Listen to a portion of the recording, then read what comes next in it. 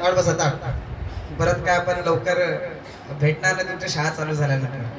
पुन्हा भेटूया आपण सुट्टी लागल्यानंतर. त्याच्यामुळं थोडस एक 10 मिनिटं जेवणाची वेळ झाली, जेवण पण तयार झालंय.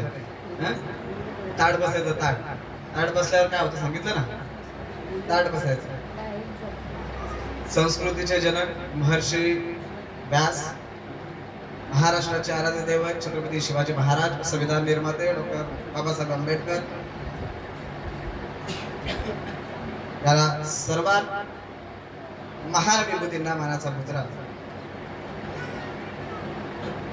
संस्कार शिबिर मुळात घेण्याची परंपरा आम्ही 2015 पासून सुरू केली. यामागचा उद्देश असा होता की जगद्गुरु तुकाराम महाराजांनी म्हटलंय, आपुलिया हिता असे जो जागता, धन्य माता पिता तयाचे, काही कन्यापुत्र भक्तीचे सात्विक. म्हणजे ज्या घरामध्ये माता पितांना धन्य सांगितलं, हे कधी सांगितलंय? ज्या वेळेमध्ये त्या घरामध्ये जे काही कन्यापुत्र तयार होतात, निर्माण होतात, तिची पिढी, पुढची पिढी जी तयार होते, या पिढीला शुद्ध सात्विक संस्कार असतात, तरच ते माता पिता धन्य असतात. आज जी आपण संस्कृती पाहतोय, मी हिंदू संस्कृती म्हणत नाही, बऱ्याचशा लोकांचा हिंदू मुस्लिम हा प्रकार चालू आहे. पण आम्ही म्हणतो कशाला हिंदू मुस्लिम शीख ईसाई करतात? जर मनुष्यामध्ये बघायला गेलं तर कापल्यानंतर जो रक्त निघतोय, मग तो हिंदू असो, मुस्लिम असो, शीख असो, ईसाई असो, एकच रंगाचा जर निघतोय, जर खाताना ते लोक तेच खातात, आपण तेच खातोय, मग हा भेद का? हा भेद कुठंच नाही. हा भेद आपण निर्माण केला. मुळात जेव्हा सृष्टीची निर्मिती झाली, तुम्ही ब्रह्मा विष्णू महेशाला विचारायला जा ना, तुम्ही कधी हिंदू मुस्लिम निर्माण केला का?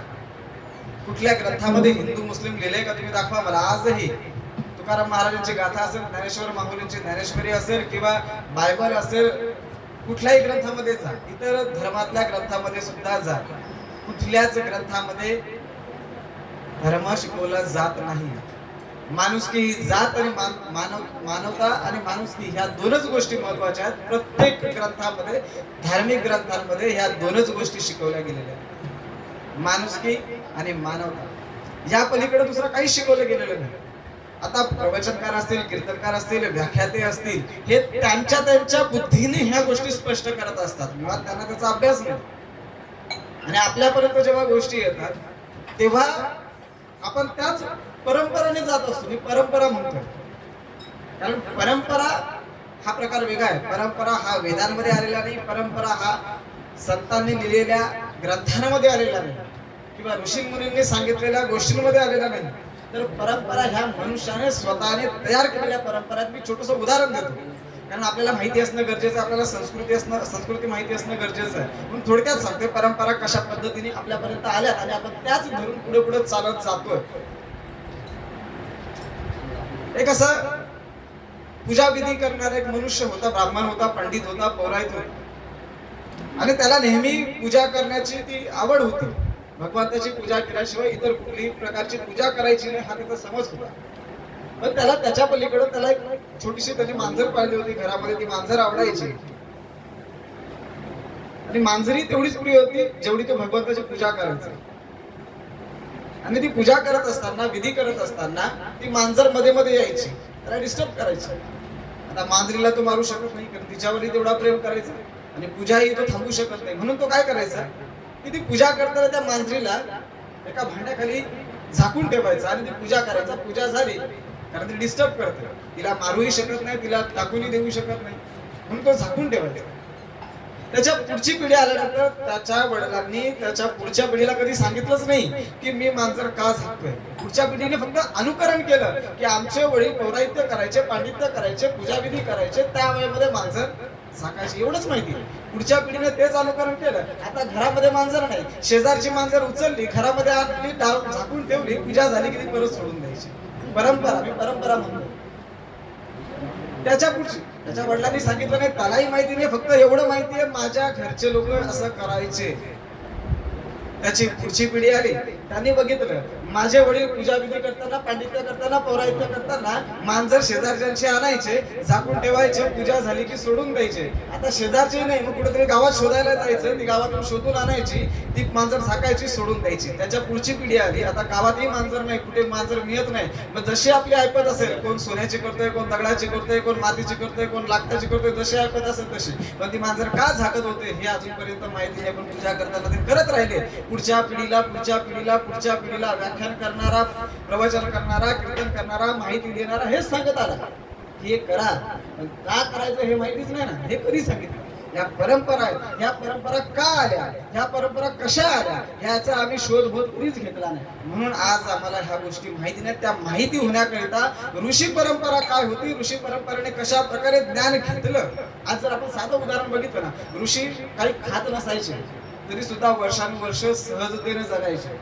म्हणजे इव्हेन, म्हणजे आमच्या भाषेमध्ये आम्ही असं म्हणतोय की ते अमृतावर जगायचे. पण अमृत द्यायला पण आला होता का? भगवंत चराचरामध्ये तोच त्याला अमृत द्यायचा. मग तो कसा? तर तो ध्यानाच्या माध्यमातून, योगाच्या माध्यमातून, प्राणायामच्या माध्यमातून हजारो वर्ष. आता बाकीचं आपल्याला कोणाला माहिती नसेल, पण चांगदेव जर आपण ऐकलं असेल 1400 वर्ष आपण नेहमी ऐकतो. विचार करा, 1400 वर्ष कुठे गेले. आज आमची मुलं 14 वर्षांमध्ये कधी काय होईल सांगू शकत. चालता बोलता, तर काल मी एक घटना ऐकली. एक कीर्तन करत होते, करता करता त्यांना अटॅक आला. 2-4 दिवसांपूर्वीची घटना होती. माणूस आज बाहेर गेलाय. आपल्याकडे तर भयंकर असे प्रकार घडलेत वाडा भिवंडी रस्त्यावरचे. म्हणजे घरातून बाहेर पडलेला व्यक्ती परत संध्याकाळी घरी येईल याची गॅरंटी नाही. म्हणजे आम्हाला आमच्या स्वतःवर पण विश्वास नाही. ही वेळ का आली? त्या काळामध्ये ऋषी परंपरेमध्ये जेव्हा आशीर्वाद दिला जायचा, जो वर दिला जायचा, तो जशाच तसा खरा ठरायचा. त्यामागची कारण होती. ह्याचा जेव्हा आम्ही वेदांचा जेव्हा अभ्यास करत होतो, ज्या वेळेमध्ये ध्यानाच्या माध्यमातून ह्याचं आकलन व्हायला लागलं, तेव्हा कुठेतरी आम्हाला असं वाटायला लागलं की आपली जी परंपरा ही चुकीची परंपरा. मुळात आणखीन एक महत्वाचं मी थोडक्यात सांगेल, कारण कदाचित आपल्याकडनं सुद्धा अशा गोष्टी होत असतील. पालक म्हणून मी आपल्याला सांगेल की आपण एखादी नवीन गाडी घेतो. आपण जेव्हा एखादी नवीन गाडी घेतो, त्याला आरती ओवाळतोय, सगळं करतोय. म्हणजे काहींना माहिती नसेल, तुम्ही जर का MP सारख्या, मध्य प्रदेश सारख्या जर, किंवा UP बिहार सारख्या जर ठिकाणी जर गेलात, तिथे आपली संस्कृती अजूनपर्यंत जोपासली जाते. तुम्ही कोणताही घरामध्ये काही शुभ कार्य करा, छोटी वस्तू जरी असली तरी तिथे पांडित्य केलं जातं, पौराहित्य केलं जातं, पूजा केली जाते. आपल्याकडे काहीच केलं जातं. म्हणजे साधं आपल्याकडे लग्न असलं ना, लग्न बघा, मी परंपरा म्हणतोय कशा चुकीच्या पाडलेल्या आहेत. लग्न असलं ना, इकडे पूजाविधी चालतोय, कोणाला काही कळत नाही. पूजाविधी काय असतो हे पण माहिती नाही. फक्त अक्षता पडल्या की काय म्हणतो आपण, ते मंगलाष्टका म्हटलं म्हणजे लग्न लागलं, हे आपलं समज आहे. मंगलाष्टका म्हणजे लग्न नाहीच आहे मुळात. हे आपल्याला अजूनपर्यंत माहिती नाही. वेदांनी स्पष्ट भाषेमध्ये सांगितलंय, मंगलाष्टका हे संगीत आहे. मंगलाष्टका हे संगीत आहे. पण आमच्या लोकांनी काय केलं, आज संगीत आणायला लागलं. म्हणजे मुळात परंपरेनुसार जे मंगलाष्टका बोलायचे ते पण बंद झाले. आज संगीत आणायला लागले. आणि तो पुजारी, जो ब्राह्मण पंडित आपण बोलवतोय विधी करायला, त्याला आपण लक्ष पण देतो की तो काय करतोय काय नाही ते माहिती पण नाही. पहिला फोटो सेशन करतोय, विधी होतो का नाही होतो ते पण माहिती नाही. आणि म्हणून मग ही परिस्थिती होते, टिकत नाही आपण म्हणतोय. त्यामागचं कारण हे. तर ज्या वेळेमध्ये आपण एखादी गाडी किंवा एखादी वस्तू आपण आणतोय, त्या वेळेमध्ये त्या गाडीला आपण पूजा विधी, सगळं आरती ओवाळतोय, सगळं करतोय. पण एक छोटीशी गोष्ट करतोय, काय? गाडीला, नवीन गाडी आणल्यानंतर त्याला आपण लिंबू मिरची मानतो ना. आजही काही जणांच्या गाडीला मानतात. आपण एवढं उच्च शिक्षित झालं, PhD सगळ्या डिग्र्या ज्या नव्हत्या त्या आपण शोधून काढल्या, अशा डिग्र्या घेतल्या, तरी आजही गाडीला आपल्या लिंबू मिरची असते ना. बऱ्याचशा जणांच्या असतात. आम्ही म्हणतोय कशासाठी? काय नाही, परंपरेपासून आपल्या आलेलं आहे. नवीन गाडी घेतली की ते गाडीला काय करायचं? बरं मग का? ठीक आहे, मान्य आम्हाला, बांधली पाहिजे, आम्ही पण म्हणतोय बांधली पाहिजे. पण का? आजही माहिती नाही का? आमचे वडील बांधायचे, आमचे आजोबा पंजोबा, खापर पंजोबा, सगळी आमची पिढी परंपरा आमची चालत आलेली आहे. बरं आता ते भेटत नाही लिंबू मिरची, म्हणून काय करतात? प्लास्टिकची बांधतात. आता सिस्टीम आली ती प्लास्टिकची. कोण चांबड्याची बांधतोय, कोण आणखीन कसली बांधतात. बरोबर, त्यामागचं कारण कुठं आहे? हे बांधण्यामागचं कारण आम्हाला माहितीच नाही. फक्त आमची परंपरा आलेली आहे. त्यामागचा मूळ उद्देश असा होता. ती एक प्रकारची अंधश्रद्धा आता पुढे चालत चालली. एवढी मोठी लाखो रुपयाची गाडी आणतोय आणि 2, 4, 5 रुपयाचं ते लिंबू मिरची त्याला आपण बांधतोय. म्हणजे आपण किती अंधश्रद्धा. आजही बहुतेकांच्या पायामध्ये तो काळा दोरा असतो. कशासाठी? काळा दोरा बांधण्याचं कारण काय? आज पण आपल्याला माहिती नाही काळा दोरा बांधण्याचं कारण काय. तसं ते लिंबू मिरची जेव्हा आपण गाडीला बांधतो, मी थोडक्यात सांगतो की ते का बांधले जायचे. पूर्वीच्या काळामध्ये अशा आपल्या गाड्या घोड्या काही नव्हतं. वाहन जे असायचे ते फक्त बैलगाडी असायची. त्याच्या पलीकडे गाड्याच नव्हत्या. सायकल किंवा मोटरसायकल असली तर ते करोडपती लोकांकडे किंवा नेते लोकांकडे. सामान्य व्यक्तीकडे कधीही कुठल्या प्रकारची गाडी नसायची, फक्त आपलं वाहन कुठलं, आणि आता रस्ते पण नसायचे. मग जायचे कुठलं, जंगलामध्ये. आता काही वर्षांपूर्वी इथे तर रस्ताही नसेल, 40-50 वर्षांपूर्वी इथे रस्ताही नसेल. त्या काळामध्ये ही लोक बैलगाडी घेऊन जायचे, आणि एक रस्ता इथून, आता समजा इथून निघालो तर ठाण्याला पोहोचायचं असेल, ठाण्याला पोहोचायला किंवा मुंबईला जायचं असेल, किती वेळ लागणार, किमान 2-3 दिवस तरी लागणार. मग 2-3 दिवस इथून निघायचे, त्या नातेवाईकापर्यंत पोहोचायचंय. आपल्याला एवढं भात भाजी घेऊन जायला कुठे रस्त्यात गॅसचा विषयच नव्हता, कुठे मिळणार नाही. म्हणून भाकरी भाजून घेतल्या जायच्या, जे काय असेल चटणी भाकर ती घेतली जायची, आणि त्या गाडीला सोबत, त्यांच्यासोबत एक लिंबू असायचं, एक मिरची असायची, आणि एक बिबुआ असायचा. या 3 वस्तू असायच्या. आजही तुम्हाला दिसतात पण त्या प्लास्टिकच्या. काय असायचं, लिंबू असायचं, मिरची असायची, आणि बिबुआ असायचा. यामागचं कारण असं होतं, कारण इथून पल्ला एवढ्या लांब गाठायचंय, कुठल्या रस्त्यामध्ये दुकान भेटलं जाणार नाही, दुकान जरी असलं तरी खिशामध्ये पैसा नाही, मग ते पाणी पिण्यासाठी तहान लागू नये म्हणून व्हिटॅमिन सी ची जी कमतरता आपल्याला भासते ते मिळण्यासाठी लिंबूची फोड आपल्या तोंडामध्ये ठेवायची, की इथून ठाण्यापर्यंत पोहोचेपर्यंत त्यांच्या तोंडाला कधी तहान लागत नसायची. त्याकरता तो लिंबू होता. जेवल्यानंतर, भाकर खाल्यानंतर घास लागू नये, तहान लागू नये, आपल्याकडचं पाणी संपलं तर आपण काय करणार ते शोधणार कुठे, म्हणून ते लिंबू तोंडामध्ये ठेवण्यासाठी, त्याची खाप तोंडामध्ये ठेवण्यासाठी ते लिंबू सोबत असायचं. भाकरी सोबत, आता आपण चमचमीत खातो, रस्त्यामध्ये हॉटेलला जेवायला जातो, त्यावेळेस कुठे हॉटेल नव्हती, म्हणून त्या भाकरी सोबत मिरचीचा ठेचा घेण्यासाठी त्या मिरच्या सोबत असायच्या. पायामध्ये चप्पल नसायची, रस्त्याला चालताना जर काटा टोचला तर तो काटा काढल्याच्या नंतर ते लावण्यासाठी ते औषधी म्हणून वापरला जायचं, तो म्हणजे बिगवा होता. आता ते ठेवणार कुठे, खिशामध्ये तर घेऊन फिरणार नाही, म्हणून मग ते काय करायचे, त्या गाडीला बांधून ठेवायचे. ती साठी असेल किंवा ते जुखाड असेल त्या ठिकाणी बांधून ठेवायची. ही परंपरा होती, आणि ती चालत आली नवीन पुढच्या टेक्नॉलॉजी येते, गाड्या आल्या, मग आम्ही ते गाडीला बांधायला लागलो. आता लोकांना विचारलं कशासाठी बांधतात, एकच कारण असतं, काय, अपघात होऊ नये म्हणून. तुम्ही कोणाला विचारा, ज्याच्या गाडीला दिसलं ना त्याला एवढंच विचारायचं, का रे लिंबू मिरची कशाला बांधतात, ते काय सांगणार, ऍक्सिडेंट होऊ नये म्हणून. आम्ही त्यांना एकच सांगतो, बाबा रे ठीक आहे, गाडी इथे उभी कर, गाडी जाईल का पुढे, गाडी इथे उभी केली, गाडी जाईल का पुढे, बरं गाडी कधी जाते, चालू केल्यानंतर. गाडी कोणी चालू केली, बरं ठोकणार कोण, मग बांधायला कुठे पाहिजे, आपल्याच गळ्यात बांधायला पाहिजे ना, त्या गाडीला बांधण्यापेक्षा आपल्या गळ्यात बांधून फिरा, साधी गोष्ट. म्हणजे ह्या चुकीच्या परंपरा आपल्याला आजही माहिती नाहीत, आणि लोक म्हणतात ग्रंथात दिले, कुठल्या ग्रंथात दिले, आजही आम्ही तर चॅलेंज करतो, कुठल्या ग्रंथात दिले असं दाखवा, कुठेही दिसणार नाही. ह्या परंपरा आहे, आणि ह्या चुकीच्या परंपरा आहे. म्हणून संस्कार शिबिर घेण्यामागचं हेच उद्देश आहे. आता जसं आम्ही काही दिवसांपूर्वी बघितलं, मॅडमने त्यांची प्रॅक्टिस घेतली, एकाही मुलाला योगा येत नव्हता.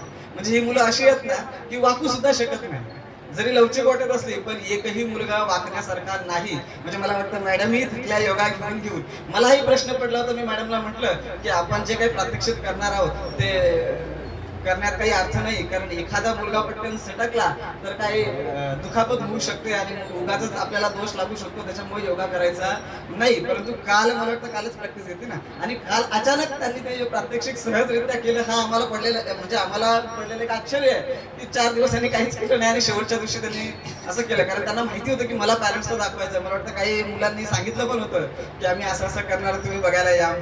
म्हणजे ती एक त्यांना उत्कंठा लागली होती की आम्हाला पॅरेंट्सला दाखवायचंय म्हणून. म्हणजे यामागे सांगण्याचा उद्देश आहे तुम्हाला मुलांना फक्त ढकलायचंय.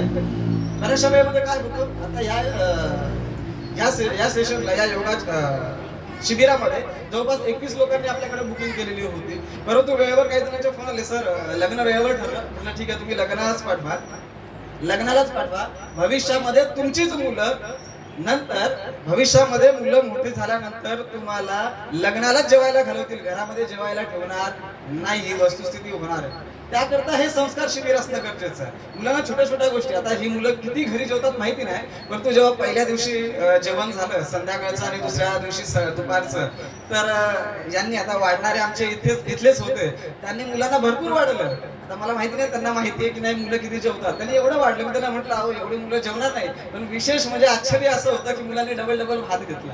मला असं वाटलं की ही मुलं एवढं पण जेवणार नाहीत, पण एवढं जेवत होते. सांगण्याचं तात्पर्य असं आहे की ही मला वाटतं सर्व मुलं चमचमीत खाणारे असतील, तेलकट तिखट या सगळ्या गोष्टी खाणारे असतील. परंतु या मुलांना आम्ही सुरुवातीला सांगितलं होतं आम्हाला तेलकट तिखट बनवायचं नाही. उलट त्यांनी सांगितलं होतं की नाही सर मी एकदम मस्त बनवतोय, चविष्ट बनवतोय, कारण येणारे सगळे बाहेरचे लोक चमचमीत खायलाच येत असतात. पण आम्ही त्यांना स्पष्ट सांगितलं, जरी तुम्ही त्यांना तसं बनवत असाल, आम्हाला माहिती आहे तुम्ही चांगले कुक असणार, म्हणजे हे पण चांगलंच बनवणार आहोत. पण त्यांनी जे बनवलं ते नक्कीच मुलांनी एवढं जेवण केलं म्हणजे, आणि विशेष म्हणजे पूर्वेश नाही, शेवटपर्यंत त्यांनी डाळ खाली नाही, परंतु काल रात्री त्यांनी सहज डाळ खाली. त्यालाही माहिती नाही, जेव्हा विचारलं करते डाळ कशी घेतली, तेव्हा त्याच्या लक्षात आलं मी आज डाळ घेतली. म्हणजे सांगण्याचं तात्पर्य हे आहे, कदाचित त्यांनी सांगून ठेवलंय मम्मीला की चिकन मटन आणून ठेव म्हणून, कारण ती 7 दिवसाची काही भूक राहिली असेल. सांगण्याचं माझं तात्पर्य आहे, आम्ही त्याला जबरदस्ती पण नाही केली, फक्त मी सुरुवातीला त्याला सांगितलं नाही तू खा, नाही तू खा, पण नंतर त्याला आम्ही काहीच सांगितलं नाही. पण शेवटच्या दिवशी त्याने काय घेतलं, कसं घेतलं त्याला माहिती. त्याला नंतर आठवण झाली की माझ्या जेवणामध्ये डाळ. म्हणजे अशा गोष्टी सहज होऊन जातात, ह्या गोष्टी सहज होतात. फक्त मुलांना आपल्याला ढकलायचं, कारण मुलं आता बऱ्याचशा वेळेमध्ये काय होतं, आपण मुलांना विचारतो कारण तुला जायचंय का, तू जाशील का. कधीच मुलांना विचारायचं नाही, ही आपली पालकांची चूक आहे. कारण तुम्ही जर मुलांना मुलांना कुठं माहिती संस्कार काय असतात, शिबिरं काय असतात, हे मुलांना थोडं माहिती, हे आपल्याला माहिती आहे. त्यांना सांगण्यापेक्षा त्यांना तुम्ही प्रॉमिस करा. आम्ही तर म्हणतोय तुम्ही त्यांना प्रॉमिस करा, तू जाऊन ये, तू आल्यानंतर तुला जे पाहिजे ते मी घेऊन देईन. त्याला प्रॉमिस करा, कारण तसंही तुम्ही देणारच जर घेऊन, मग तुम्ही प्रॉमिस करा ना. आल्यानंतर 100% तो बदलणार. कारण आम्ही असं म्हणत नाही की 100% इथे बदलतात, पण थोडीशी का होईना त्याच्यामध्ये बदल होते मुलांमध्ये. कारण जेव्हा वेगवेगळ्या प्रकारची ती मुलं बघतात ना की अरे नाही हा मुलगा असा वागतोय, अरे मला असं करता कामा नये, हे बरोबर त्याच्यामध्ये आपसूक बदल होतात. म्हणून आपण त्यांना सांगितलं पाहिजे की नाही तुला हे चांगलं आहे ना, या ठिकाणी सांग, तुला हे करायचंच आहे, तिथे त्यांना जबरदस्ती करा. मोबाईलची जर गोष्ट बघायची झाली, आता मला असं वाटत नाही की एकही मुलगा असा असेल की ज्याने कधी मोबाईल हातामध्ये धरला नाही. उठल्यापासून ते मोबाईल हातात धरत घेत असतील, परंतु इथे फक्त दुसऱ्या तिसऱ्या दिवसापासून त्यांनी मोबाईल जो मागितला तो फोन करण्यासाठी, ना रील्स बघण्यासाठी, ना इतर कोणत्या गोष्टी बघण्यासाठी कधीच मोबाईल मागितला नाही. मोबाईल मागितला कधी पण कशासाठी, फक्त मम्मीची आठवण येते, मम्मीला फक्त गुड नाईट करायचंय, फक्त मम्मीला मला बघायचं, एवढ्याच गोष्टीसाठी मोबाईल मागितला. ते पण मोबाईल कधी मागायला लागले, जेव्हा एकाने आठवण केली तेव्हाच दुसऱ्याला आठवण झाली, त्याचा आठवण झालेली नाही. म्हणजे मुलं सहज होतात. आता हा होता एक देश होता, त्याला आम्ही विचारलं अरे तुला घरी जायचंय का, नाही मी राहील. त्याचा प्रश्न होता मम्मी मला घ्यायला येईल का नाही. मग त्याला आम्ही थोडंसं बाजूला, आता मुलं कशी एकमेकांना चिडवतात, मी सगळी मुलं त्याला सांगायचे की नाही तुला अजून 8 दिवस राहायचंय. तो तयार होता, मी रविवारपर्यंत राहील, रविवार नंतर घरी जाईल. त्याला मी सांगायचं नाही आपल्याला रविवारीच जायचंय, कुठं पुढे थांबायचं. मग तो थोडं बाजूला गेला, लगेच उड्या मारत जायचं बाजूला, की लगेच मुलं कशी असतात, लगेच त्याला बाजूला घेऊन सांगायची नाही तुला मम्मी येणारच नाही गेला, तुला महिनाभर इथं राहायचंय, तुला आता इथेच ठेवणार, इथूनच शाळेत जायचंय. मग तू पुन्हा थोडस हे करायला लागायचं, मग तू सांगायला यायचं. म्हणजे तो राहिला नाही असा विषयच नाही की मला राहायचं नाही असं कधीच तो बोलला नाही. त्याचं फक्त एवढंच म्हणणं होतं. म्हणजे सांगण्याचं माझं या गोष्टीचं तात्पर्य एवढंच आहे की तुम्ही मुलांना, मागच्या वर्षी सुद्धा आमच्याकडे पॅरेंट्स असेच होते, आम्ही पॅरेंट्सला एवढंच सांगतो ती जबाबदारी आमची आहे, मुलांना कसं इथे ठेवायचं, मुलांना कसं त्यांना बाजूला करायचं, हे बरोबर मुलांना आम्ही बाजूला घेऊन करत असतो. फक्त पालकांचं जो कॉन्सन्ट्रेशन असतो किंवा पालकांच्या मनामध्ये जे चालतं, अरे राहिला असेल का, रडला असेल का, किंवा पडला असेल का, हे बरेचसे प्रश्न असतात. तुम्ही तिथे जर विचार करत असाल ना, म्हणजे तुम्ही जर कदाचित ऐकल्या असतील काही गोष्टी, तिकडे आपली कोऑर्डिनेशन असते, जी बॉन्डिंग तयार झालेली असते ना, एक बॉन्डिंग तयार झालेली असते, ते जर आपण तिकडे चर्चा करत असेल किंवा त्याच्याबद्दल बोलत असेल ना, आपसूक त्याला इथे कळतं. म्हणजे ही बॉन्डिंग असते, म्हणजे मुलांची आईची ही जी बॉन्डिंग असते, म्हणजे गुरु शिष्याची ही बॉन्डिंग असते, ही बॉन्डिंग एवढी घट्ट तयार झालेली असते की तिकडे जर आपण त्याची आठवण काढली ना, तीच आठवण त्यांना इकडे येत असते. म्हणून आम्ही पालकांना हेच सांगतो, तुम्ही बिंदास राहा त्यांच्या बाबतीमध्ये. तुम्ही मुलांना सोडले ना, फक्त आपण कोणाच्या ताब्यात सोडले हे फार महत्वाचं असतं. कारण संगत, म्हणजे समर्थांनी असं म्हटलंय की संगत ही सज्जनाची असायला पाहिजे, पण आपल्याला पहिल्यांदा सज्जन ओळखता आले पाहिजे. नाहीतर मुलं आम्ही अशी बघितलेली आहेत ना की एवढे एकदम चांगले बोलतात, एकदम चांगले बोलतात, परंतु जेव्हा बाजूला जातात ना मुलं शिव्या सुद्धा देणारी असतात. म्हणजे अशी ही मुलं आम्ही बघितलेली आहेत की घरी असं दाखवतात की आम्ही फार म्हणजे संस्कारित आहोत, परंतु जेव्हा मुलांमध्ये जेव्हा एकत्र खेळतात किंवा बाजूला जातात ना, तेव्हा शिव्या सुद्धा आम्ही ऐकलेल्या आहेत अशा मुलांकडे. पण ते पालकांना माहिती नसतं, कारण पालकांना थोडं माहिती आहे पालकांच्या घरामध्ये मुलं व्यवस्थित राहतात आणि शाळेमध्ये जाऊन त्यांचे पराक्रम. म्हणून शिक्षकांशी सुद्धा आपला संपर्क राहायला पाहिजे की हा कसा राहतो, ही कशी राहते, अभ्यास करतोय का, लक्ष असतं का, किंवा कुठल्या मुलाच्या सोबत राहतोय. ज्या मुलाच्या सोबत राहतात ना त्या पालकांशी सुद्धा आपला संपर्क असला पाहिजे. त्या घरामध्ये काय चालतं, त्या घरामध्ये पालक भांडणं करतात का, त्यांची मुलं कशी राहतात, ह्याच्यावरून आपल्याला थोडंसं आकलन होतं की ह्यांचा मुलगा किंवा आपल्या मुलासोबत असलेला मुलगा किंवा मुलगी, त्याचा मित्र किंवा मैत्रीण ही कशा प्रकारची आहे. आणि जर म्हणजे संगतीचा परिणाम भयानक होत असतो हे लक्षात ठेवा. जरी आपण किती पण संस्कार केले ना, कारण कसं असतं, एखादा व्हाईट बोर्ड आहे आणि छोटासा जरी काळा ठिपका पडला ना, लोकांना व्हाईट दिसणार नाही, छोटासा काळा ठिपका असतो तो फार महत्वाचा असतो. म्हणून आपल्या मुलांवर असे काळे ठिपके पडता कामा नये, त्याची जबाबदारी आपली असते. कारण बाहेर जर बघायला गेलं, लोकांना एक सवय असते, म्हणजे आम्ही तर नेहमी म्हणतो आपण नेहमी उलटं करायचं. आपण नेहमी उलटं करायचं, कारण एखाद्या ठिकाणी जर कचरा टाकायचा नसेल, तिथे बोर्ड लावलेला असेल, तिथे कचरा टाकू नये, तिथेच कचरा टाकतात. पण जर तिथे तुम्ही लिहिला ना की इथे कचरा टाकायचा आहे, म्हणजे आम्ही लोकांना म्हणतो तुम्हाला स्वच्छता ठेवायची नाही, एक बोर्ड लावा, येथे कचरा टाकायचा आहे, तिथे एकही माणूस येऊन कचरा टाकणार नाही, ही वस्तुस्थिती आहे. म्हणून आपल्या मुलांना सुद्धा आपल्याला असं करायचं आहे. तुम्ही ओरडताना त्यांना कधीच ओरडू नका.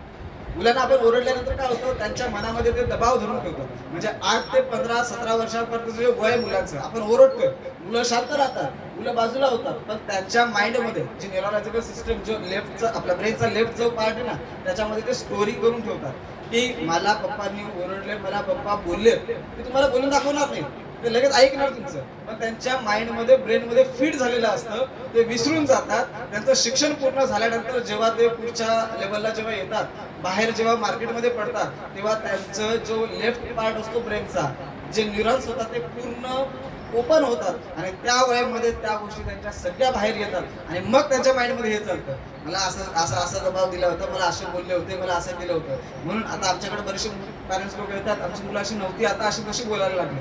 मग जेव्हा आम्ही मेडिटेशन करतो, तेव्हा त्यांच्या ब्रेनमध्ये काय चाललं होतं, काय स्टोरी होतं हे काढतो आणि मग त्यांना पालकांना आठवण देतोय की तुम्ही लहानपणी त्यांना असं काही बोलला होता का. आता पालकांना पण आठवत नाही, मुलांनाही आठवत नसतं, परंतु ते ब्रेनमध्ये ऑटोमॅटिक, हे मी माझ्या मनातलं सांगत नाही, हा सर्वे झालेला आहे. सायकोलॉजिकल भाषेमध्ये जेव्हा सर्वे झाला, तेव्हा त्याच्यामध्ये हे निष्पन्न झालं की आताची मुलं जी वात्रट तयार झालेली आहेत, किंवा एका बाजूला वेगळं दाखवतात, शाळेमध्ये वेगळे असतात आणि घरी वेगळ्या प्रकारचे राहतात, हे दिसण्यामागचं कारण एकमेव आहे. कारण आम्ही बऱ्याचशा ठिकाणी बघतोय, गर्भसंस्कार केंद्र चालवतं. मी एका वर्षी गर्भसंस्कार केंद्र चालवलं होतं.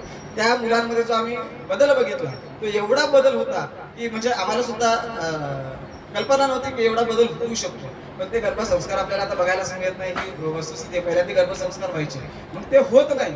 त्याकरता ह्या संस्कार शिबिराची आम्ही निर्मिती केली. पहिल्यांदा पुण्यामध्ये चालवायचो, मागील 3 वर्ष, हा आता आपल्या परिसरामध्ये 3रा वर्ष, कारण तेवढं वेळ मिळत नाही. परंतु आपण मुलांना पाठवतोय. बरेचसे पालक आम्हाला फोन करतात, आता 11 मुलं होती, आता पुढचा आठवड्यात आम्हाला कंटिन्युअसली फोन येणार, आम्हाला सांगितलं नाही, आम्हाला सांगितलं नाही, आम्हाला सांगितलं. आम्ही त्यांनी एवढंच म्हणतोय की तुम्हाला आमंत्रण करायला आमच्याकडे एवढा वेळ नसतोय. आमचा मेसेज आता जवळपास माझ्याकडे सोशल मीडियाचे, फेसबुकचे 700-800 ग्रुप असतील, त्याच्यानंतर व्हॉट्सअपचे 300-400 ग्रुप असतील, आमच्या संपूर्ण संस्थेच्या मेंबरचे इतर ग्रुप आहेत, सगळीकडे व्हायरल होत असतात. आणि मला वाटतं आता आलेले पॅरेंट्स सगळे मेसेजवरूनच आलेले आहेत. आता ठाकरे, आता सोनावणे सरांची मला वाटतं 12वी नंतर, म्हणजे सोनावणे सर मला 12वीला इंग्लिश शिकायला होते, परंतु त्याच्यानंतर पहिल्यांदाच त्यांचा मला फोन आला. फोन आल्यानंतर मी ट्रू कॉलरला मला नाव आल्यानंतर मला लक्षात आलं, पण म्हटलं अचानक, मला अशी कल्पना सुद्धा नव्हती की सोनावणे सरांनी कसं काय मला फोन केला असेल. मला क्लिक झालं की नाही, नक्कीच सोनावणे सरांचा फोन. आता हे क्लिक होण्यामागचं कारण एकमेव होतं की मुलांचे बरेचशे जणांचे फॉर्म आले होते, सबमिट झाले होते, ऑनलाईन फॉर्म सबमिट झाले होते, कन्फर्मेशन कोणी करत नव्हते. माझ्या माइंडमध्ये तोच विचार होता की कुठले असे पॅरेंट्स आहेत की जे पहिल्यांदा कन्फर्मेशन करतील, असे कुठले पॅरेंट्स आहेत. आणि मला वाटतं त्या दिवशी आम्ही भजनाला होतो, जेव्हा सोनावणे सरांचा फोन आला की बघितलं, मी म्हटलं नाही, मला माहिती नाही कोण आहे, पण नाव क्लिक नाही झालं, फक्त सोनावणे सर आम्ही, कारण त्यांना सोनावणे सरच सांगायचं. पण जेव्हा मला क्लिक झालं की नाही, आपल्याला कॅम्पसाठी फोन आलाय, मला पहिला फोन उचलला आहे. आणि फोन उचलल्यानंतर त्यांनी सांगितलं की नाही, आम्ही पाठवतो म्हणून. बाकी त्यांनी जास्त काय ऐकलं नाही, फक्त आमची कॅम्पची सिस्टीम काय असेल मी तेवढंच सांगितलं. म्हणजे ही लिंक होती, कारण तो मी फोन उचलणार नव्हतो कदाचित, पण मी त्या काळात लगेच मी फोन केल्यानंतर, कारण मला थोडंसं क्लिक झालं की नाही, ज्या अर्थी मला थोडंसं क्लिक होते की हा कॅम्पसाठी फोन आहे, म्हणून मी क्लिक फोन केला. त्याच्यानंतर भैरव पाटलांचं सुद्धा तसंच झालं, त्यांनी थोडंसं पेंडिंग ठेवलं. पण मला एवढं कन्फर्म होतं, 2 नाही, त्यांनी मला वाटतं 2 नावं सांगितली होती, पण मला एवढं कन्फर्म होतं 2 नाही, पण ते 1 पाठवणार आहे. म्हणून मी त्यांना 2-3 वेळा मेसेज टाकले होते. मला कॉन्फिडन्स होता, मी त्यांना मला वाटतं फोनही केला नव्हता, मला वाटतं आदल्या दिवशी कदाचित फोन केला असेल. आणि हे नंतर जाणवलं की त्यांनी एका मुलाचं कन्फर्मेशन केलं, पण मला ते थोडंसं क्लिक होत होतं की नाही, दुसरा मुलगा कोणी माहिती नाही, म्हणते बोललेत म्हणजे 100% येणार. आणि मला वाटतं शेवट आदल्या दिवशी त्यांनी सांगितलं की कन्फर्म नाही सर, म्हणून मला वाटतं मी त्याचं नावही घेतलं नव्हतं. पण नंतर आदल्या दिवशी काय, शेवटच्या दिवशी काहीतरी त्याचं कन्फर्मेशन झालं. सांगण्याचं माझं तात्पर्य आहे की आपण स्वतःहून मुलांना पाठवा, कारण हे संस्कार इतर कुठेही मिळणार नाहीत. आता इतर ठिकाणी बरेचसे, आता एक देवघरचा मुलगा आहे, देवघरला सुद्धा संस्कार शिबिर आहेत. मी स्वतः त्या संस्कार शिबिरामध्ये दरवर्षी जातोय, एक दिवस मी त्यांना देत असतो. तर आपल्या तालुक्यामध्ये जवळपास 7 ते 8 संस्कार शिबिर आहेत आणि ते वारकरी सांप्रदायिक संस्कार शिबिर आहेत. फक्त तिथे काय शिकवणार, तुम्हाला पकवाज वाजवायला शिकवणार किंवा टाळ वाजवायला शिकवणार किंवा इतर गोष्टी शिकवणार किंवा, परंतु सांगण्यामागचा माझा एकच उद्देश असतोय, मी त्यांनाही तेच सांगत असतोय की तुम्ही संस्कार शिबिर शिकवताय. कारण मी भरपूर वर्षापासून त्यांच्याही संपर्कामध्ये, त्यांच्याही संस्कार शिबिरामध्ये मार्गदर्शन करत असतोय. त्यांना मी नेहमी सांगत असतोय की मुलांना पहिल्यांदा संस्कार त्यानंतर पुढच्या गोष्टी द्या. कारण बाकीच्या गोष्टी द्यायची गरज नाही, मुलांना आत्मसात ऑटोमॅटिक होतात, ते बघून त्यांचं आकलन होतं. पण ते संस्कार कुठे त्यांना दिलं जात नाही, उठणं बोलणं किंवा ह्या सगळ्या गोष्टी. म्हणजे सांगण्यामध्ये तात्पर्य असंच आहे की हे जे आध्यात्मिक शिबिर आहे, परमार्थिक शिबिर भरपूर आहेत. आता तुम्ही काही गोष्टी जर बघितलं असाल तर परमार्थामध्ये, संप्रदायामध्ये सुद्धा बऱ्याचशा चुकीच्या प्रकारच्या गोष्टी घडतात. मला कोणाला दोष नाही, कारण आम्ही सांप्रदायिक होतो आणि रामदासी संप्रदायामध्ये होतो, आता थोडंसं वारकरी संप्रदायामध्ये सुद्धा काम करतोय. परंतु माझं सांगण्याचं तात्पर्य एवढंच आहे की जरी सांप्रदायिक असले तरी सुद्धा फक्त संप्रदाय हा दाखवण्यापुरती ठेवलेला आहे. म्हणजे बाजार जरा तोटायला झाला, मुलांना देवधर्म राहिला नाही, आपली संस्कृती नाही. आज महिलांच्या हातामध्ये बांगडी नसते, आम्ही संस्कृती म्हणतोय. महर्षी वाचताना लिहिलेलं आहे हातामध्ये बांगडी का, म्हणजे जिथे विज्ञान संपतं, लोक म्हणतात विज्ञान फार पुढे आहे, आणि विज्ञान जिथे संपतं ना तिथे आमचं अध्यात्म चालू आहे. म्हणजे आज बांगडी हातामध्ये नाही, महिलांना शृंगार दिला, कशासाठी दिला आम्हाला आजपर्यंत माहिती नाही. हातामध्ये बांगडी, पायामध्ये फेडवा, ह्या अजूनपर्यंत आम्हाला गोष्टी माहितीच नाही. फेडवा कधी घातला जातो, कशासाठी घातला जातो, हे गोष्टीच माहिती नाही आणि आम्ही आमची संस्कृती सोडली. म्हणून बघा, पहिल्या तिच्या काळामध्ये थोडक्यात होतं, कारण का असं आम्हाला पॅरेंट्स लोक कधी भेटत नाही सांगायला, बऱ्याचशा गोष्टी असतात आणि ते आजपर्यंत आम्हाला कोणी सांगितलेलं नसतं आणि माहिती नसतं. ते माहिती होण्याकरता मी फक्त थोडंसं वेळ घेतो, जास्त नाही, 5 मिनिटं. ज्या हातामध्ये बांगड्या असतात, गळ्यामध्ये असतं, पायामध्ये असतं, हा महिलेचा शृंगार आहे. आता दुसरा प्रश्न असा असतो की बऱ्याचशा लोकांना हे माहिती नाही, माया आणि ब्रह्म परमार्थामध्ये, अध्यात्मामध्ये सांगितलं जातं. आता आम्हाला कधी कधी, आता मी जसं वारकरी संप्रदायामध्ये जसा प्रवेश केला, मला बऱ्याचशा जणांनी सांगितलं तुम्ही कुंकू का लावता, तुम्ही बुक्काच लावायचा. दुसऱ्या पंथामध्ये म्हणतात नाही तुम्ही चंदनच लावायचं. अरे असं का म्हणतो, नाही मला कुंकूच लावायचंय का, त्यामागचं कारण आहे. जरी पुरुष असला तरी माया आणि ब्रह्म ह्या 2 गोष्टी असतात, लक्षात ठेवा. पुरुष आणि महिला, पुरुष आणि स्त्री हे बाहेरून आहेत, परंतु अंतरंगामध्ये प्रत्येकाच्या माया आणि ब्रह्म हे दोघं असतात. शिव आणि शक्ती हे दोघे असतात. जर दोघे नसले तर आपण जिवंत राहू शकत नाही. जसं कापुरापासून त्याचा वास आपण बाजूला करू शकत नाही, साखरेपासून त्याची गोडी बाजूला करू शकत नाही, त्याच प्रकारे ह्या मनुष्य देहामध्ये असलेल्या माया आणि ब्रह्म, जोपर्यंत माया ब्रह्म एकत्र येत नाही तोपर्यंत आपला जन्मही होत नाही, लक्षात ठेवायचं. म्हणून पुरुष जरी असला तरी प्रत्येकाने आपण कुंकू लावणं गरजेचं आहे, सौभाग्याचं नाही. आता म्हणतात मग तुम्ही काय महिला आहेत का स्त्री आहेत, हे ह्याला नाही लावलेलं आहे, हे नाशिवंत आहे, हे आज नाही उद्या इथून जाताना पण जाऊ शकतो. परंतु जो नमस्कार असतो तो याला नाही. म्हणजे आम्हाला देवाची ओळखच नाही झालेली. आम्ही आज मंदिरात जातो, एवढं दान धर्म करतोय, मंदिरामध्ये जातोय, आम्ही सोन्याचं काय दान करतोय, काय काय काय काय काय काय दान करतोय आणि फोटो कोणाची भरतोय, देवाची नाही. देवानेच दिले तर आपण काय देणार, आपण देवाला जाऊन ते वाहतो, नारळ वाहतो, अरे निर्माणच त्यांनी केले त्याला काय देणार आपण. आणि देवा मला पाव सांगतोय, देव बरं त्याच्या पलीकडे जाऊन सांगतोय. आपण नमस्कार करताना कसा करतोय, जेव्हा देवाला नमस्कार करतोय हात जोडतोय आणि डोळे बंद करतोय. म्हणजे किती आपलं चुकीच्या गोष्टी आहेत. त्या देवाकडे आपण नमस्कार करतोय म्हणजे काहीतरी मागतोय. मग मागताना आपले हात जोडलेले असतात किंवा असे असतात. मागतोय म्हणजे आपण घेतलं पाहिजे. आता घेताना आपलं लक्ष, डोळे बंद केले तर आपल्याला दिसणार आहे का, ज्या मूर्तीसमोर आपण उभे आहोत, ज्या मूर्तीसमोर आपण उभं राहिलोय त्याच्या चरणावर आपलं लक्ष असलं पाहिजे आणि तिथनं आपण मागणी केली पाहिजे. तो देतोय, आपण घेत नाही. मग नंतर सांगतो मी सगळं देवाचं करतोय, सगळी भक्ती करतोय, तरी मला मिळत नाही किंवा प्राप्त होत नाही. यामागचं कारण हे की आमचं, तो देव पण सांगत असतो अरे मी तुला देत होतो, तुझं लक्ष दुसरीकडे होता, तू भजन कीर्तन सगळं केलं, साधना केली, नाम जप केलं, सगळं केलं, पण तुझं लक्ष नाम जप करतो, हरी कीर्तन करतो, इथं करतोय, पण लक्ष कुठं असतं. माझं शाळेत असं चाललं असेल, माझ्या कामावर असं असेल, आज तो ड्युटीवर आलं नसेल, हे मग ती भजन कीर्तन होतं का, काहीच होईल. म्हणून हे कर, भक्ती आपल्या घरामध्ये राहिली पाहिजे. सकाळी उठल्या उठल्या आपल्या घरामध्ये नुसतं भक्तिगीत जरी लागलं ना, भक्तिगीत का प्रयोग करून बघा घरामध्ये. सकाळी नुसतं भक्तिगीत लागलं ना, आपल्या घरामध्ये आपलं वातावरण किती प्रसन्न तयार होतं. आपल्या घरामध्ये नुसतं कापूर ठेवायचं, पेटवायचं पण नाही. एकही लोक म्हणतात की याने केलं त्याने केलं, अदृश्य शक्ती येते. कापूर ठेवा घरामध्ये, कधीच अदृश्य शक्ती येत नाही. ह्या गोष्टी आम्हाला माहिती नाही. आम्ही आज पण जातोय बुवा भक्तांकडे, आमच्याकडे बरेचसे लोक येतात. ते पहिला बुवा भगत करून आलेले असतात, नंतर दवाखाना करतात आणि शेवटी आमच्याकडे येतात जेव्हा सगळा पैसा संपलेला असतो, मग फुकट आम्हाला कामं करावी लागतात. ही वस्तुस्थिती आहे. म्हणून आम्हाला पहिल्यांदा देव धर्म कळला पाहिजे. आम्ही देवाला मंदिरामध्ये, जसं मगाशी तुम्ही म्हटलं, मंदिरामध्ये दान धर्म करतोय, सोनं नाणं सगळं टाकतोय आणि फोटो कोणाची करतोय. आज पण बघा, मागच्या महिन्यात ती घटना आहे, त्या शिर्डीच्या साईबाबा मंदिरामध्ये चोरी झाली. चोरी केली कोणी? विश्वस्तांनी. कोणी केली? आपण एवढं जीव तोडून दान धर्म करतोय देवाला म्हणून, आणि तिकडे चोरी कोण करतोय? आताची घटना वारकरी संप्रदायामध्ये लातूर जिल्ह्यामध्ये एक मोठा कार्यक्रम झाला. सगळे कीर्तनकारांना एकत्र बोलवलं होतं आणि त्यांनी त्या आळंदीवरून ज्ञानोबा तुकोबांच्या पादुका आणल्या होत्या. जवळपास 5 कोटींचा भ्रष्टाचार झालेला आहे तिथे. घेऊन कोण पळाला? एक वारकरी होता, जो अध्यक्ष होता, आणि तो पिस्तूल घेऊन व्हिडिओ स्टेटस ठेवत होता. आज मला सांगा, एखादा वारकरी पिस्तूल घेऊन स्टेटस ठेवू शकतो का? ही वस्तुस्थिती. मला सांगायचं काय, मला कोणाला दोष द्यायचं नाही, सांगायचं एवढंच आहे, आपण ओळखलं पाहिजे आपण कोणाला दान धर्म करतो. मग आम्ही हेच म्हणतोय की तुम्ही इथे दान धर्म करण्यापेक्षा जे गरीब लोक आहेत ना, जे रस्त्याला बसलेले आहेत, त्यांना पैसे सुद्धा देऊ नका. त्यांना भूक लागली ना, खायला द्या. एखाद्या मुलाला शाळेत जात नसेल ना, त्याला पुस्तकं नेऊन द्या. हे जे दुवा असतात ना, जे आशीर्वाद असतात, ते मरेपर्यंत आपल्याला वाचवत असतात. कारण ज्या ज्या वेळेमध्ये त्यांना आठवण होते ना, त्या त्या वेळेमध्ये त्यांच्याकडे जे शब्द निघतात, अरे यांनी पुस्तकं दिली म्हणून मी अभ्यास केला, म्हणून मी आज हे करू शकतो. यांनी मला पाणी पाजलं किंवा यांनी मला खायला दिलं म्हणून मी आज हे करू शकतो. त्यांच्या तोंडातले जे उद्गार असतात, शब्द असतात ना, त्याच दुवा आपल्याला लागतात. आणि मुलांना सुद्धा ह्या गोष्टी शिकवा की इतर मंदिरामध्ये जाऊन दान धर्म करण्यापेक्षा एखादा मुलगा जर का रस्त्याला चाललेला असेल, आपण शर्ट वापरणार नाहीत ना, तो शर्ट त्याला नेऊन द्या. त्याला पैसे देऊ नका.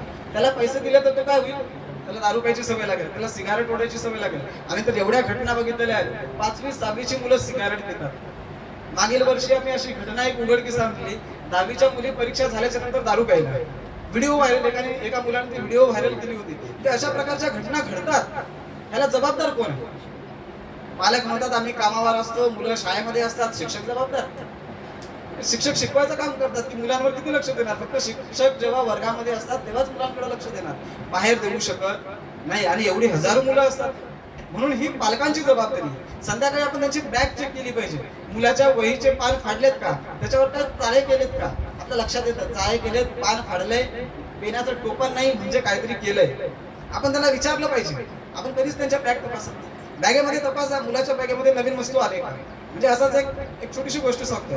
असाच एक मुलगा होता, लहानपणामध्ये तो मित्राचं पेन आणायचा, पेन्सिल आणायचा, फोटोकार आणायचा. आईला वाटायचं मुलगा काही मागत नाही, त्याला सगळं मिळतं. तो मोठा झाला, मुलांच्या बॅगेमधनं काढून आणायची सवय लागली. करता पैसे काढायची सवय लागली. मोठा झाला, एक दिवस त्याने पैसे चोरले, कधीच त्याला चोरीमध्ये पकडलं गेलं नाही. आणि एक दिवशी अचानक असं त्याला पकडलं गेलं, त्याने चोरी सुद्धा केलेली नाही. त्याला अटक झाली. अटक झाल्याच्या नंतर जेव्हा त्याला आईला भेटायला आणलं, तेव्हा त्याने पहिल्यांदा आईच्या कानाला चावा घेतला आणि सांगितलं. त्याला विचारलं गेलं की बाबा रे, तू का असं केलं? तेव्हा त्याने सांगितलं, ज्या वेळेमध्ये मी लहान होतो ना, त्याने दोष कोणाला दिला?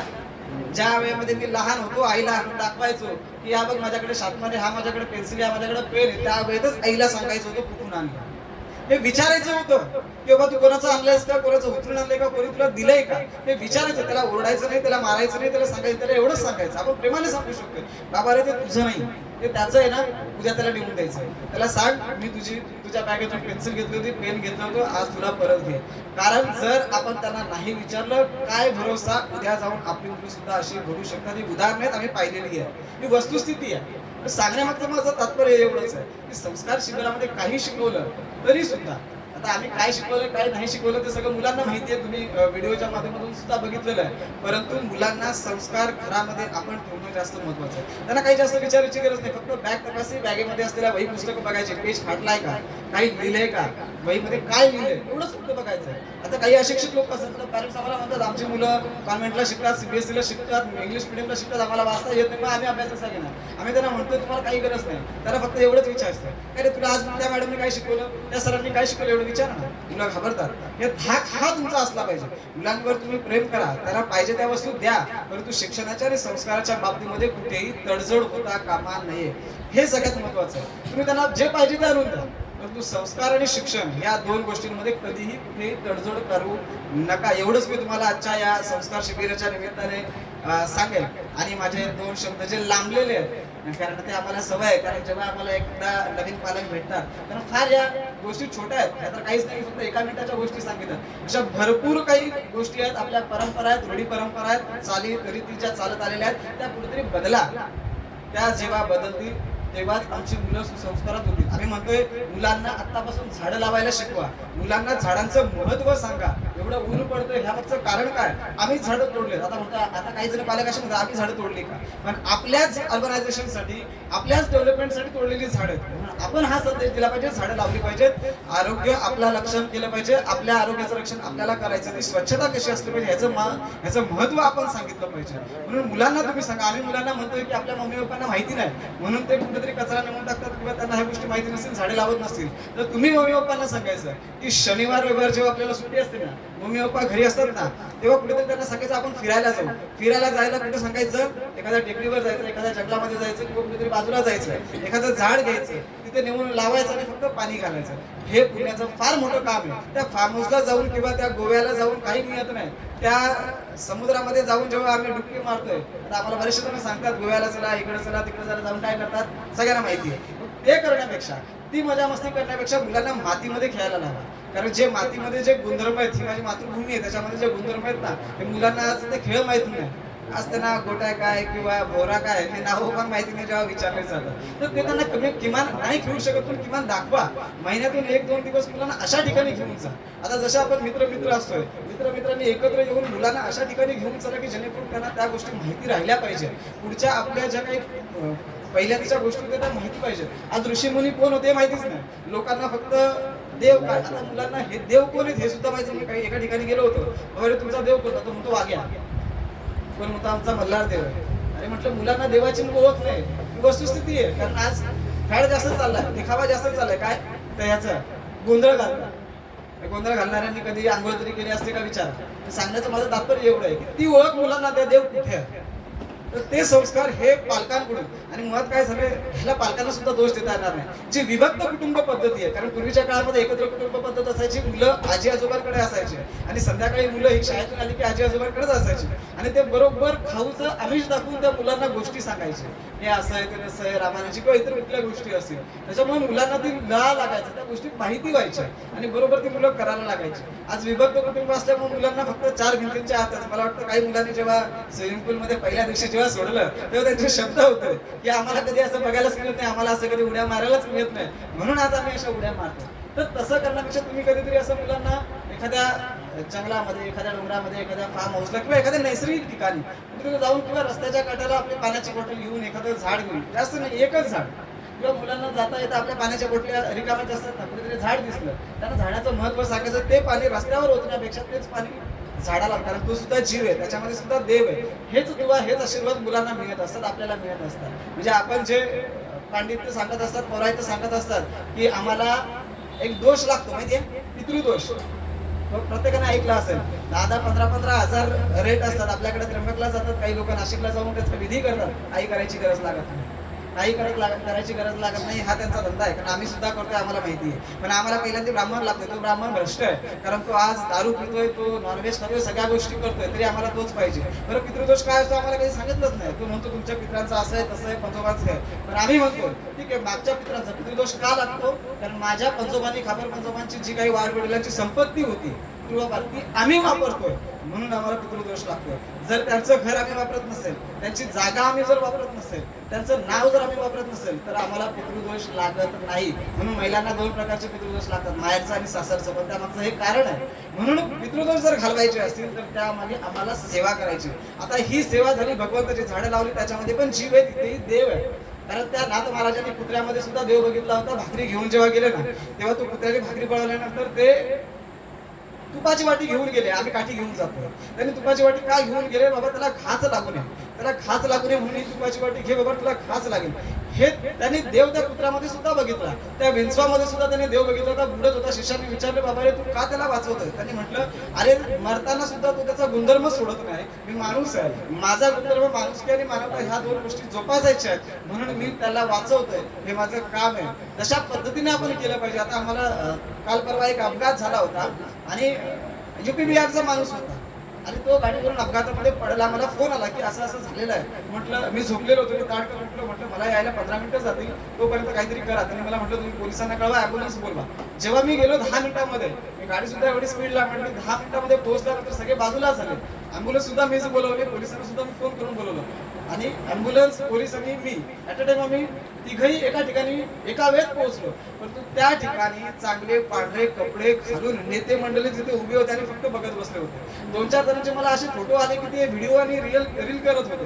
तो विचार करा आज माणुसकी कुठे आहे. जर तीच वेळ आपल्यावर आली तर आपली काय परिस्थिती होईल याचा आपण थोडासा विचार करू. आपण नाही जास्त करू शकत काही, परंतु आपण किमान कोणाला तरी फोन करून जरी सांगितलं तरी सुद्धा त्याचे जे दुवा आहे, म्हणजे आशीर्वाद त्या माणसाचे ते आपल्याला बाय डिफॉल्ट मिळत असतात. म्हणून आम्हाला हे संस्कार बाकी बाहेर कुठेच मिळत नाहीत. ते संस्कार अशा ठिकाणी मिळतात. अशा प्रकारचं हे श्री समर्थ संस्कार शिबिर गेल्या काही वर्षांपासून आणि गेल्या 3 वर्ष आहे, 3रं वर्ष आपल्या पालघर जिल्ह्यामध्ये आम्ही राबवतोय. तर तुम्ही भविष्यामध्ये दरवर्षी आपलं असतं या मे मध्ये, तुम्हीही आपल्या मुलांना, आपल्या इतर मित्र असतील किंवा आपले नातेवाईक असतील त्यांना सुद्धा पाठवण्याचा प्रयत्न करा. आता या वर्षी थोडीशी आम्हाला जरा तुमच्या भाषेमध्ये नसेल पण आमच्या भाषेमध्ये आम्ही म्हणतो की वात्रट मुलं होतो. कारण जी मागच्या वेळेत मुलं जी होती ना ती एकदा सांगितलं की लगेच जाऊन बसणार, पण आताची मुलं काय करायची, इथे सांगितलं की ते काय करणार, मी इथे आल्यानंतर ती तिथे जाऊन बसायची, मी तिथे गेल्यानंतर ती इथे येऊन बसायची. हा थोडासा प्रकार होता. पण मला माहिती आहे की मुलं मुंबईला किंवा बाहेर राहणारी मुलं आहेत, त्याच्यामुळे त्यांना त्या गोष्टींची सवय नाही, थकलेली असतात, त्यांना थकवा सहन होत नाही किंवा ऊन सहन होत नाही हे आम्हाला माहिती होतं. म्हणून मी त्यांना 3 दिवस काहीच केलं नाही. पण 4थ्या दिवशी त्यांना चांगला मार सुद्धा बसलेला आहे. ते सांगणार नाही, कदाचित घरी गेल्यानंतर तुम्ही सांगितलं ते सांगतील की मारलं सुद्धा, कारण तो मार सुद्धा तेवढं मिळणं गरजेचं आहे. कारण आपण काय करतो, मुलांनी मोबाईल मागितला किंवा वस्तू मागितली आपण लगेच देतो, पण त्यामागचं पहिल्यांदा कारण विचार का मागतोय. जर चुकीच्या गोष्टी सारखी मागत असेल ना, त्याला ओढा, त्याला मारा, तरच त्याच्यामध्ये बदल होणार. त्याला द्या गोष्ट, परंतु त्यामागचं कारण काय हे शोधा आणि नंतर द्या, तरच त्याच्यामध्ये बदल होते. म्हणून आजच्या या संस्कार शिबिराच्या सांगता समारोपाकडं माझं थोडंसं जास्तच लांबलं तरी पण, कारण वेळ झालाय, तरी सुद्धा आपल्या सर्वांचं मी धन्यवाद देतो. त्याचबरोबर आपले मानवाधिकार फाउंडेशन असेल, श्री समर्थ मेडिटेशन असेल, आमचे सर्व सहकारी मॅडम असतील, दिवेश सर असतील किंवा आमचे सर्व संस्थेचे पदाधिकारी आणि ज्यांनी सहकार्य केलं आमच्या या, म्हणजे काही जण इथे नाही आले त्यांनी सुद्धा काहींनी सहकार्य केलं, या सर्वांचं मी या ठिकाणी धन्यवाद व्यक्त करतो. आणि खास करून मुलांनी सुद्धा 5 वाजता म्हणजे ते सहज उठले, म्हणजे बाकीची जी मुलं होती ना त्यांना उठवाय सर 5 मिनिटं, पण यांच्यापैकी एकाही मुलांनी असं नाही केलं की 5 मिनिटं, एकदा त्याने उठवलं की ते उठायचे. आता आमची एक पद्धत आहे, जर मुलं नाही उठली तर कसे उठवायचे ते त्यांना चांगलं समजलं असेल. पण ह्या मुलांनी कधी केलंच नाही की 5 मिनिटं किंवा 2 मिनिटं. फक्त शेवटच्या दिवशी त्यांनी सांगितलं की थकवा आम्हाला उद्या लेट उठवा, म्हणून 2 दिवस त्यांना लेट उठवलं. आणि आम्हाला माहिती आहे मुलं नाही उठू शकत म्हणून त्यांना लेट उठवलं. पण ज्या मुलांनी खरोखर थोडंही सांगितलं नाही की आम्हाला 2 मिनिटं झोपू द्या किंवा 5 मिनिटं झोपू द्या, एकदा उठले ते उठलेच, तर त्या मुलांचं सुद्धा धन्यवाद. आणि या ठिकाणी मला बोलायची आपण सुद्धा संधी दिली आणि मला जवळपास अर्धा तास तुम्ही ऐकलं, तर तुमचे मी धन्यवाद आणि आभार व्यक्त करतो की आपण आलात, वेळेवर आलात, मुलांना आमच्याकडे सोडलात. आणि मुलांना विशेष म्हणजे एकाही मुलाला पोटामध्ये दुखलं नाही, थोडंफार कोणाला ताप आला असेल कारण पाण्यामध्ये भिजून आले होते, कारण ते बाहेरचं पाणी होतं, पण त्यांना ताप मला वाटतं थोडक्यात आलेला असेल कारण ते नैसर्गिक पाणी होतं. म्हणजे नदीमध्ये आम्ही सोडलं तर कदाचित तुम्हाला ते व्हिडिओ किंवा फोटो बघायला मिळाले नसतील. मी व्हिडिओ नंतर ते पोस्ट करेल, कारण मुलांना निसर्गाची सवय नाही. एक थोडक्यात सांगतो की निसर्गाला धरून चला. जे जेवण आहे आमचं 12-1 पर्यंतच पाहिजे, दुपारचं जेवण, संध्याकाळचं जेवण 7 ते 8 पर्यंत चाललं पाहिजे, हे निसर्गाचं नियम आहे. कारण आमची फोटो सुटतात, बऱ्याचशा या वयामध्ये मुलांची फोटो सुटलेली आहेत. जर भविष्यामध्ये ते असेच राहिले तर त्यांचे आणखी फोटो सुटतील.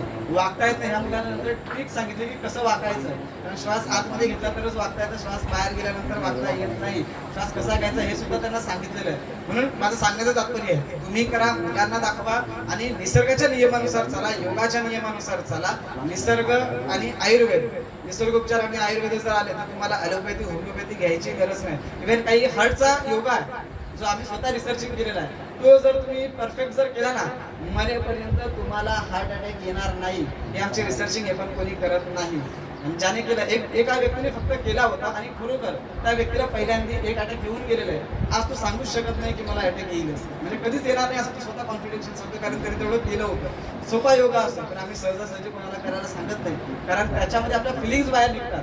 कारण एखादा माणूस जर का रागीट असेल तो मारायला पण धावतो तो योगा करताना, शिव्या सुद्धा देतात, हसतात, कोण रडतंय कोण नाचतंय. म्हणजे जेव्हा आमचं योगाचं सेशन असतात ना, जेव्हा मेडिटेशनचं स्पेशल सेशन असतं त्यामध्ये त्या सगळ्या गोष्टी करत असतात. तर अशा प्रकारचं योग, आयुर्वेद आणि निसर्गोपचार ह्याचा अवलंब करा प्रत्येकाने. आपल्याला ज्या काही शारीरिक अडीअडचणी येतात, मानसिक अडीअडचणी येतात ना, ऑटोमॅटिकली त्या सुटतात, सहजतेने सुटतात. एवढंच आजच्या या आणि आमच्या संस्कार शिबिराच्या आपले मानवाधिकार फाउंडेशनच्या माध्यमातून आपल्याला आवाहन करेल आणि थांबेल. धन्यवाद.